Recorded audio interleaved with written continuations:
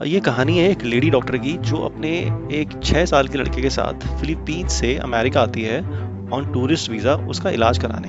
ये लेडी जो है ये अब गैंगस्टर के लिए भी काम कर रही है। एक मॉबस्टर है अरमान, जिसके गैंग के थ्रू वो मर्डर होता है क्लब हाउस में।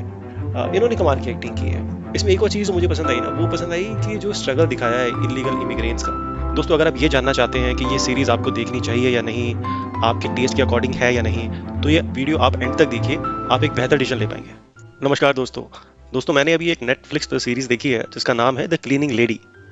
वैसे तो ये सीरीज़ 2022 में रिलीज़ हुई थी, बट नेटफ्लिक्स पे ये रिसेंटली एडिड हुई है। ये सीरीज़ एक प्योरली क्राइम प्लस ड्रामा है। मैंने सीज़न 1 देखा है। सीज़न 1 में टोटल 10 एपिसोड्स हैं और इसके लीड रोल में है इलोडी यंग। मैं आपको इस सीज़न का ना थोड़ा सा प्लॉट बताता हूँ विदाउट स्पॉयलर्स। ये कहानी है एक लेडी डॉक्टर की जो अपने एक 6 साल के लड़के के साथ फिलीपींस से अमेरिका आती है ऑन टूरिस्ट वीज़ा उसका इलाज कराने, और यहाँ पे वो रहने लगती है अपनी सिस्टर इन लॉ के साथ। अच्छा, इसको कराना है अपने बेटे का बोन मैरो ट्रांसप्लांट। अब ये कोई इजीली अवेलेबल ट्रीटमेंट तो है नहीं, इसमें महीनों लग सकते हैं और इनकी फाइनेंशियल कंडीशन भी ज़्यादा अच्छी नहीं है। तो ये क्या करती हैं, अपनी सिस्टर इन लॉ के साथ क्लीनिंग का काम करने लग जाती हैं। क्लीनिंग का काम in the sense party events होते हैं, क्लब्स में होते हैं, होटल्स में होते हैं, कसिनो में, फाइटिंग क्लब्स एक्सेट्रा। उसमें जो भी कोई इवेंट हुआ उसके बाद वो सारा मैसअप हो जाता है, उसको क्लीन अप करना, वापस ओरिजिनल शेप में लेके आना। और ये काम ये सिर्फ 2 लेडीज़ नहीं करती, ग्रुप ऑफ लेडीज़ हैं, 8-10 लेडीज़ हैं जो ये काम करती हैं। अच्छा, इसमें जो इसकी सिस्टर इन लॉ है, ये कोई यूएस की लीगल सिटीजन नहीं है, ये इलीगल इमिग्रेंट है। इसके पास कोई लीगल डॉक्यूमेंट नहीं है यूएस में स्टे करने के लिए। अच्छा, ये सिचुएशन इसमें इस ग्रुप में ऑलमोस्ट सारी लेडीज़ की है। कोई मैक्सिको से आई हुई है इलीगली, कोई कहीं से और कोई कहीं से। और यही रीज़न है ये सारे के सारे लो प्रोफाइल रहते हैं, अंडर द रेडार, बिकॉज इनको पता है कि अथॉरिटी इनको कभी भी डिपोर्ट कर सकती है। अच्छा, एक बार क्या होता है, अपनी main character the cleaning lady किसी फाइट क्लब में लेट नाइट क्लीनिंग कर रही होती है। अब वहाँ पे क्या होता है कि कुछ मॉबस्टर्स भी होते हैं और वहाँ पे एक मर्डर हो जाता है मॉबस्टर के थ्रू, और समहाउ ये उसको देख लेती है। मॉबस्टर भी इसको देख लेते हैं कि इसने देख लिया है कि मर्डर हुआ है, बॉडी वहाँ पे पड़ी हुई है, पूरा फ्लोर एकदम खून से भर गया है। तो मॉबस्टर कहते हैं यार इसने देख लिया है तो इसको ही मार देते हैं। बट ये समहाउ उनको कन्विंस कर लेती है कि मैं किसी को नहीं बताऊंगी, कि मैं बताऊंगी भी किसको, अथॉरिटीज़ के पास जाऊंगी तो मैं तो वैसे ही लीगल इमिग्रेंट हूँ, मेरे पास कोई डॉक्यूमेंट नहीं है, और वो मेरे पे क्यों विश्वास करेंगे, इंस्टेड वो तो मेरे को डिपोर्ट ही कर देंगे। और दूसरा कि ये जो तुमने सारा मेस किया है, फ्लोर पे ब्लड हो गया, इधर उधर ब्लड फैला हुआ है, सब जगह, मैं इसको अच्छे से क्लीन कर दूंगी बिकॉज आई एम डॉक्टर, जानती हूँ क्या केमिकल यूज़ होता है एक्सेट्रा। तो यहाँ पे कोई किसी भी चीज़ का एविडेंस बचेगा नहीं। तो समहाउ मॉबस्टर उससे कन्विंस हो जाता है, बट उस पर एक शर्त रखता है, कहता है कि ये अब मैं कभी भी तुम्हें बुलाऊंगा तो तुम्हें आना पड़ेगा इस क्लीनिंग वर्क के लिए, कहीं पे मैसअप होता है तो तुम्हें आना पड़ेगा, अदरवाइज फिर मैं तुम्हें छोड़ूंगा नहीं। अच्छा, ये पूरी कहानी ना बड़ी इंटरेस्टिंगली 4-5 पॉइंट्स के अराउंड घूमती है। पहला मेन पॉइंट है इलीगल इमिग्रेंट्स का, बिकॉज मेन कैरेक्टर्स जो है द क्लीनिंग लेडी एंड उसकी सिस्टर इन लॉ, ये दोनों काइंड ऑफ इलीगल इमिग्रेंट्स हैं। बिकॉज अपना जो मेन कैरेक्टर है इसका भी टूरिस्ट वीज़ा एक्सपायर हो चुका है, कोई लीगल डॉक्यूमेंट नहीं है। तो ये अलग फाइट चल रही है कि ये इलीगल इमिग्रेंट्स कैसे रह रहे हैं वहाँ से, कैसे बच रहे हैं अथॉरिटी से, कुछ कर नहीं सकते, ड्राइविंग लाइसेंस अप्लाई नहीं कर सकते, हॉस्पिटल्स नहीं जा सकते। दूसरा पॉइंट है कि इसका बेटा बीमार है।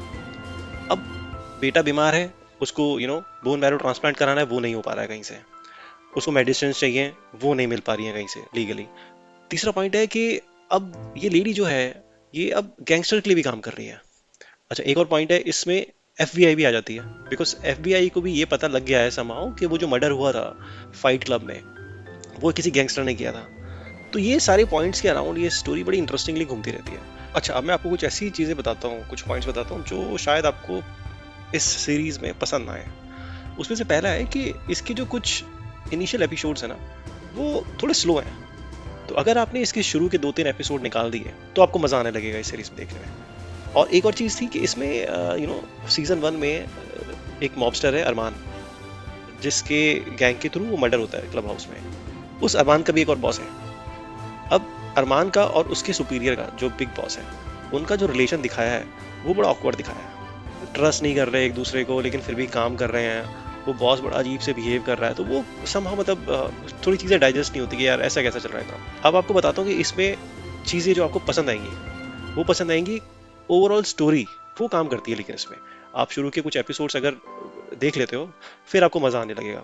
फिर स्टोरी लगता है कि हाँ अब ये ट्रैक पर आ रही है, कि वो जो इनिशियली इन्होंने जो कैरेक्टर्स डेवलपमेंट की है, थोड़ा स्टोरी बनाई है, वो अब थोड़ी ठीक से चलने लगी है, तो आप उसको फिर एंजॉय करना स्टार्ट करते हो। दूसरी चीज़ है, कास्टिंग भी डिसेंट है। मतलब इसमें जो मेन कैरेक्टर है, लेडी, उसको धोनी है, फिर अरमान है जो गैंगस्टर है, इसकी सिस्टर इन लॉ है फी, इन्होंने कमाल की एक्टिंग की है।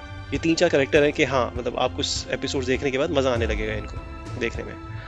इसमें एक और चीज़ मुझे पसंद आई ना, वो पसंद आई कि जो स्ट्रगल दिखाया है इलीगल इमिग्रेंट्स का, वो मुझे बड़ा अच्छा लगा।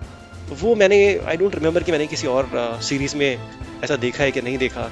मतलब वो दिखाया है बेचारे कैसे डरते जी रहे हैं, यू नो जो इलीगल इमिग्रेंट्स हैं जो मेक्सिको से आ रहे हैं, बॉर्डर कंट्री से आ रहे हैं, उनकी तो यह हालत है कि उनको ट्रैफिक किया जा रहा है। कुछों को तो बेचारों को ऑर्गन तक निकाल लिए जाते हैं उनके, जो उनके काम के नहीं बचे। अच्छा, वो यहाँ पे आते हैं तो कोई सिक्योर जॉब नहीं है, सारी लो पेइंग जॉब है, उसमें भी वो कैसे जी रहे हैं, इट्स लाइक बड़ी मुश्किल है।